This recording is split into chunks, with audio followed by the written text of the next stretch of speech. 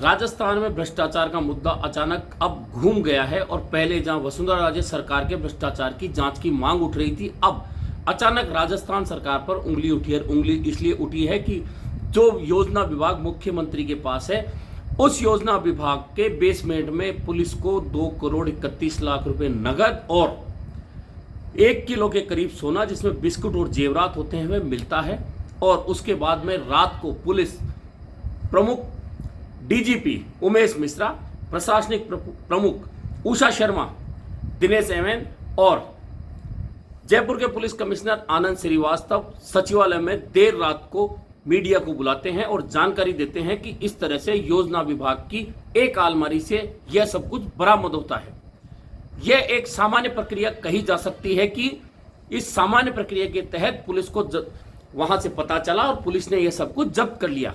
लेकिन अब इसमें अलग क्या है? तो अलग यह है कि जब भी ऐसी बरामदगी होती है तो उसमें एसीबी को सामने लाया जाता है, क्योंकि ऐसे मामले जो भ्रष्टाचार से जुड़े होते हैं, जिस पैसे का या जिस जेवरात का पता नहीं होता, उसके मामले में पुलिस हमेशा एसीबी को मामला सौंपती है। लेकिन इस प्रेस कॉन्फ्रेंस में एसीबी कहीं नहीं थी, बरामदगी में एसीबी कहीं नहीं थी। यह तो पुलिस का पार्ट हुआ, लेकिन यह पैसा किसका था, यह जेवरात किसके थे, यह सोना किसका था और यहां तक कैसे पहुंचा, किसकी गाड़ी में पहुंचा, किसके लिए पहुंचा, इस पर सवाल खड़े हो रहे हैं। हालांकि पुलिस कह रही है हम इसकी जांच कर रहे हैं और जांच के बाद जल्दी ही सबके सामने लाया जाएगा कि आखिरकार यह पैसा कहां से आया, यह सोना कहां से आया। यह तो एक कहानी है, लेकिन दूसरी कहानी और चल रही है।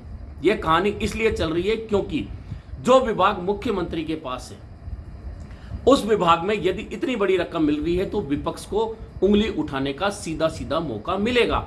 और नेता प्रतिपक्ष राजेंद्र राठौड़ ने उंगली भी उठाई, कहा कि सरकार की नाक के नीचे भ्रष्टाचार की गंगा पहुंच गई है।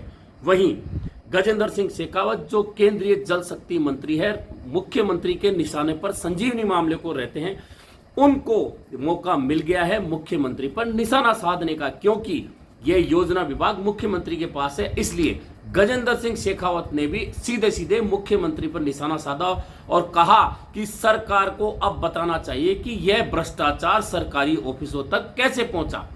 अब इसके साथ ही कुछ बातें और सामने आ रही है। दरअसल मुख्यमंत्री पर निशाना साधने का एक बड़ा कारण यह है कि इस वक्त आईटी विभाग के जो मुखिया हैं, वही मुख्यमंत्री सचिवालय के भी मुखिया हैं, यानी कि सचिव हैं। वहीं वे ही वसुंधरा राजे सरकार के समय आईटी के मुखिया यानी सचिव थे। ऐसे में उंगलियां सीधे सीधे मुख्यमंत्री कार्यालय पे उठ रही है। हालांकि यह पैसा कहां से आया, किसने दिया, किसके लिए आया, यह पुलिस का विषय है। पुलिस जांच के बाद स्पष्ट होगा कि यह सब कुछ क्या खेल चल रहा था, यह भ्रष्टाचार कहां से पनप रहा था, कहां तक पहुंचा। लेकिन जब से आईटी में राजकोंप बनी है, तब से इस तरह की बातें हमेशा हुई है। इसका एक कारण मैं आपको बता देता हूं कि राजकोंप के जरिए राजस्थान भर में सभी विभागों को ऑनलाइन करने का काम होता है। निश्चित तौर पे जब ऑनलाइन प्रक्रिया होंगी तो इसमें सॉफ्टवेयर कंपनियां आएंगी, आईटी कंपनियां आएंगी, टेंडर होंगे, बड़े टेंडर होंगे, विभागों के टेंडर होंगे। और निश्चित तौर पर है कि जब पूरा विभाग आईटी के जरिए ऑनलाइन हो रहा है, सॉफ्टवेयर कंपनियां प्राइवेट आ रही हैं, तो उनके जरिए जब काम होगा तो कहीं ना कहीं लेन देन की बात उठती है।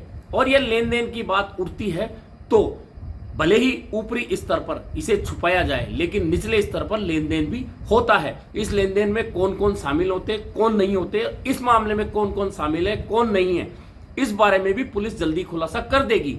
लेकिन चूंकि विभाग मुख्यमंत्री का है और मुख्यमंत्री के सचिव ही आईटी विभाग के भी सचिव हैं और लगातार पिछले 10 से 11 साल तक वे इस विभाग के सचिव हैं या प्रमुख हैं, तो निश्चित तौर पर उंगलियां उठती है।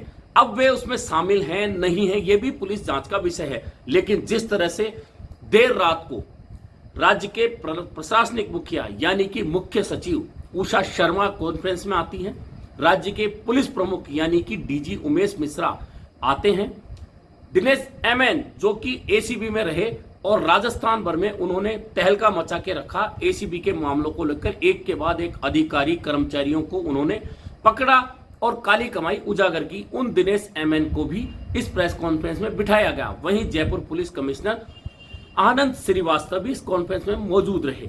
यानी कि कुल मिलाकर यह मामला कोई छोटा नहीं था।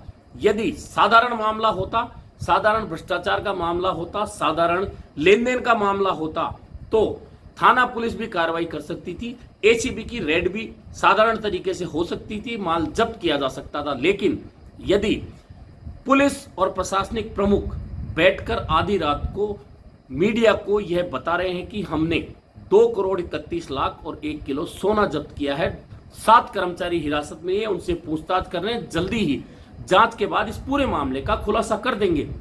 लेकिन मुख्यमंत्री के विभाग में इतनी बड़ी रकम और सोना मिलना एक तरह से भाजपा विपक्ष के हाथ में एक हथियार देने वाली बात हो गई है और भाजपा इसे निश्चित तौर पर भुनाएगी। लेकिन इसी के साथ में कांग्रेस के अंदर भ्रष्टाचार को लेकर सचिन पायलट भी लगातार आवाज उठा रहे हैं। वे हालांकि वसुंधरा राजे सरकार के भ्रष्टाचार की बात कर रहे हैं और उनकी जांच की मांग उनकी लगातार चल रही है। उन्होंने इसको लेकर मुख्यमंत्री को चिट्ठियां भी लिखी, अनशन भी किया और यात्रा भी की। लेकिन जब राजेंद्र सिंह हुड्डा जो मुख्यमंत्री अशोक गहलोत के मंत्रिमंडल के मंत्री हैं, वे यदि मंच से कहते हैं, सचिन पायलट के मंच से कहते हैं कि कर्नाटक में भ्रष्टाचार को लेकर जो 40% कमीशन के आरोप लग रहे हैं, राजस्थान में वह रिकॉर्ड टूट चुका है और मेरे पास इसके सबूत है। हालांकि राजेंद्र हुड्डा के पास क्या सबूत हैं क्या नहीं है वे तो जब सामने लाएंगे तब पता चलेगा। लेकिन फिलहाल जिस तरह की ये घटना हुई है और योजना विभाग में 2 करोड़ 31 लाख रुपए बरामद हुए हैं, 1 किलो सोना बरामद हुआ है, तो निश्चित तौर पर राजेंद्र हुड्डा के आरोपों पर लोगों को दम नजर आएगा। इसलिए भी पुलिस निश्चित तौर पर इसकी तह तक पहुंचना चाहेगी और तह तक पहुंचकर जल्दी ही जांच करके सबके सामने सारा मामला लाएगी। लेकिन क्या वास्तव में पुलिस बिना किसी दबाव के उन लोगों तक पहुंच पाएगी जो कहीं ना कहीं इस मामले से जुड़े होंगे? यह भी देखने वाला विषय होगा। लेकिन फिलहाल भ्रष्टाचार को लेकर राजस्थान में जो चर्चाएं चल रही थी वह चर्चाएं अब वसुंधरा राजे सरकार के भ्रष्टाचार की जांच की मांग के साथ में यहां भी हो गई और विपक्ष निश्चित तौर पर मुख्यमंत्री के विभाग में इतनी बड़ी रकम मिलने को आसानी से अपने हाथ से जाने नहीं देगा। ऐसे में आने वाले दिनों में आरोप प्रत्यारोप भ्रष्टाचार को लेकर तेज होंगे, क्योंकि एक और गजेंद्र सिंह शेखावत संजीवनी मामले में मुख्यमंत्री के निशाने पर हैं, तो अब गजेंद्र सिंह शेखावत को भी मुख्यमंत्री पर निशाना साधने का मौका मिल गया है।